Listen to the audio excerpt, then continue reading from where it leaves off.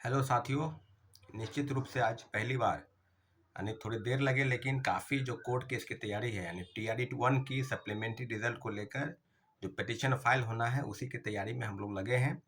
और मुश्किल से जो चीज़ें अब आपके सामने हैं कि कल एक अंतिम और महत्वपूर्ण बैठक बुलाई गई है कोर्ट केस के रिगार्डिंग। जो पिटिशनर बने हैं वो और जो नहीं बने हैं उनके लिए कल महत्वपूर्ण दिन है। 11 बजे गांधी मैदान गांधी मूर्ति के पास आप लोग जमा हो जाइए और उसके बाद जो है अंतिम रूप से हम उसको फाइनलाइज करेंगे। आज अभी जो आपसे हम जुड़े हैं उसके 2-3 महत्वपूर्ण बिंदु पर चर्चा हम करेंगे।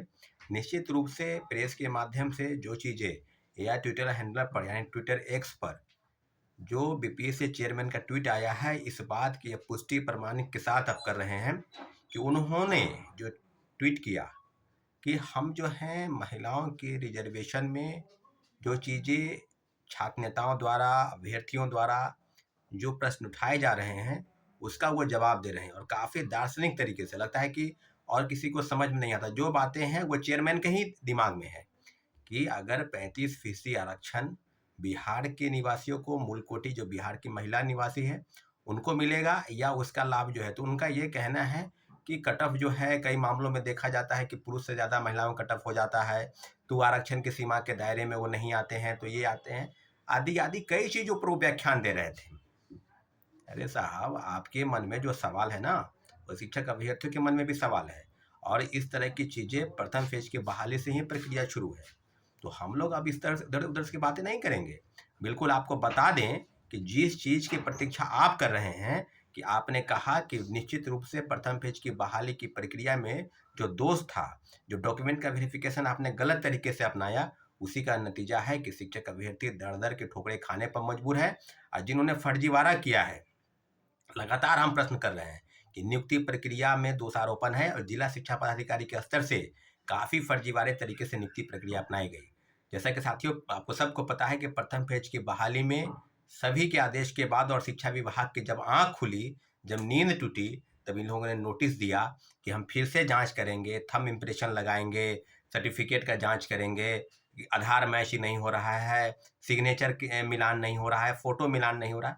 तो कई चीज़ें अब बिल्कुल अब क्लियर हो गई है कि जिलों से सूची अगर भेजी जाए तो नालंदा से 150-200 शिक्षक जो हैं वो गायब हैं। उसके पहले पटना से 150 शिक्षक गायब थे। कहाँ चले गए भाई? पाताल में समा गए या आकाश खा गया उनको? हुआ क्या? शिक्षक अभ्यर्थी के मन में जो सवाल है उसी सवाल का जवाब आपको देना है।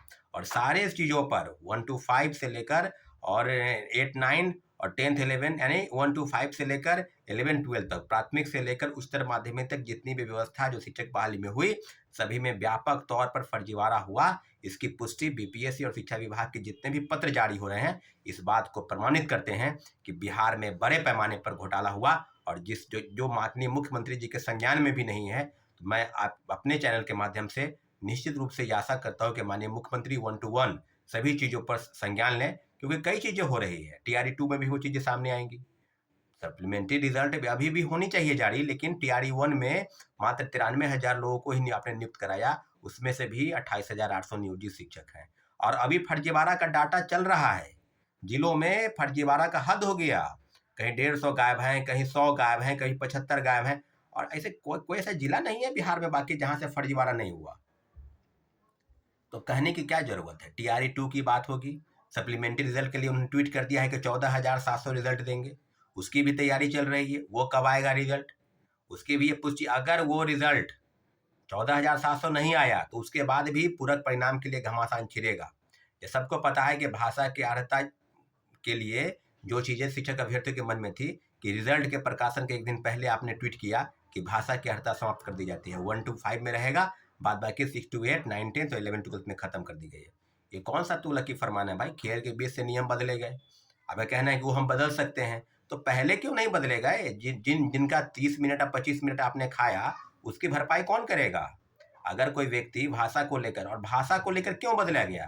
क्योंकि उर्दू की जगह पर हिंदी और अंग्रेजी की जगह पर उर्दू के प्रश्न पत्र दिए गए, तो अपना पाप ढकने के लिए आपने भाषा की अर्हता को समाप्त किया। महिलाओं के रिजर्वेशन पर आपकी अनदेखी की गई। बिहार के महिलाओं को निश्चित रूप से रिजर्वेशन नहीं मिला। डोमिसाइल नीति पर सरकार की जो प्रतिक्रिया आई, सरकार की तरफ से जो आदेश आया, उसके चलते बिहार के हजारों मेरिट वाले जो छात्र हैं, शिक्षक अभ्यर्थी, वो बाहर हो गए, दर दर के ठोकरे खाने पर मजबूर है, धरना प्रदर्शन कर रहे हैं। हम लोग फिर तीन तीन दिन दिवसीय गर्दनीबाग धरना स्थल पर बैठे। तो क्या ऐसी चीज़ें नहीं होगी? द कोर्ट केस जाने के संबंध में जो भी तैयारी है वो पूरी कर ली गई है और आगे यानी कहने का मतलब 10 या 11 तारीख को पूरी ड्राफ्टिंग हो जाएगी। अब कोई घबराने की जरूरत नहीं है। सप्लीमेंट्री रिजल्ट को लेकर हमारी लड़ाई जारी है। बस आपका साथ चाहिए और आप लोगों से आग्रह है कि अन्य काफ़ी चैनल चलते हैं यूट्यूब पर।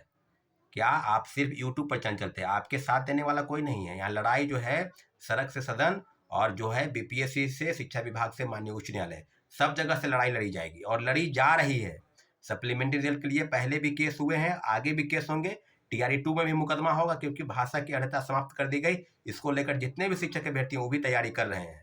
तो जो सवाल है बीपीएससी में बड़े पैमाने पर शिक्षक भर्ती जो हुई और उसमें घोटाला हुआ, फर्जीवाड़ा हुआ, इसका दोषारोपण, इसका दोषी कौन है? तो वो बीपीएससी है और शिक्षा विभाग है। इन दोनों ने आयोग और विभाग की मिलीभगत के कारण हजारों जो है मेरिटधारी वो रोड पर भटकने को मजबूर है और फर्जीवाड़े नियुक्त हो गए। उसको आप चोर कह लीजिए, डकैत कह लीजिए, जो मन में आया कह लीजिए। इन लोगों की वजह से ही बिहार में बड़े पैमाने पर फर्जीवाड़ा हुआ और मुझे लगता है कि इस तरह की चीज़ों पर निश्चित रूप से बिहार सरकार को संज्ञान लेना चाहिए। आप सबसे आग्रह है कि हमारे चैनल को अपने सब्सक्राइब नहीं किया तब सब्सक्राइब कर दे ताकि हमारी बात आप तक पहुंच सके और आपकी समस्या का समाधान हम जल्द से जल्द कर सके। ठीक है साथियों, धन्यवाद। जय हिंद।